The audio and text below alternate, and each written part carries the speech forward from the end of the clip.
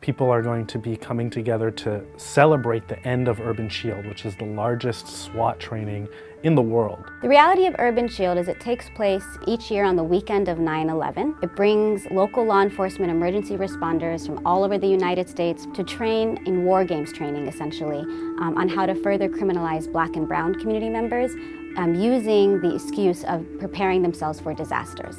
The centerpiece of Urban Shield is the SWAT team competition that mostly is addressing violent situations, terrorist incidents, active shooter incidents, and most of the outcomes are killing people. So what do you guys think of the technology? What do you guys think of the gas mask to start with? Even if the things are not sold on site at the vendor show, it's a way for vendors to make contact with agencies and then sell things later. Our goal was to put an end to this program. We didn't want it improved to be made better, to be made less violent. We wanted to scrap it entirely. You have what it takes to stand against Urban Shield once and for all. You have the supporters of your constituents, and we really believe in you today, so please do what's necessary. Y respecto a lo de Urban Shield, estamos viendo que no funciona, que nos están matando a través de eso.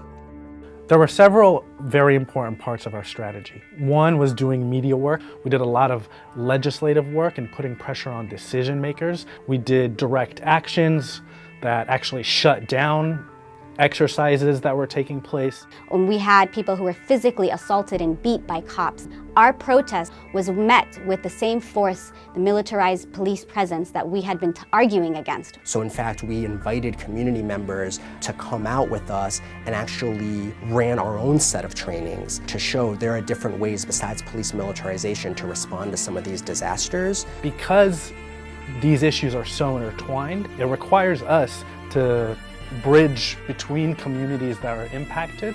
We know very well that police departments and the institution of policing is about controlling communities. So there's no appealing that we wanted to do to that system.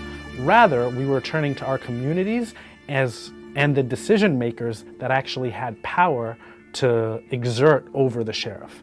And it was about stripping power away from the system of policing itself that we were after.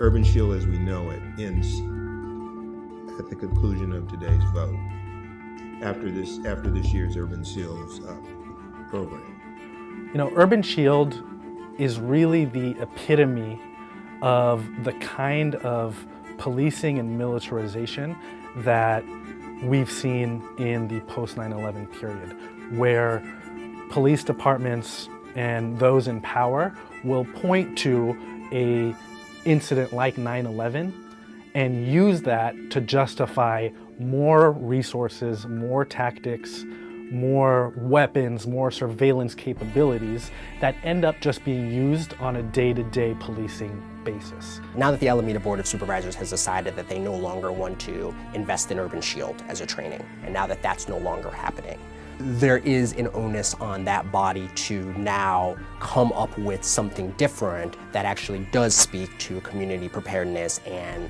what do we do if natural disasters happen. What our victory shows is that even in this era where things seem so bleak, where we're seeing so many attacks on our communities, is that winning is possible and that victories are possible when you have sustained struggle and organizing.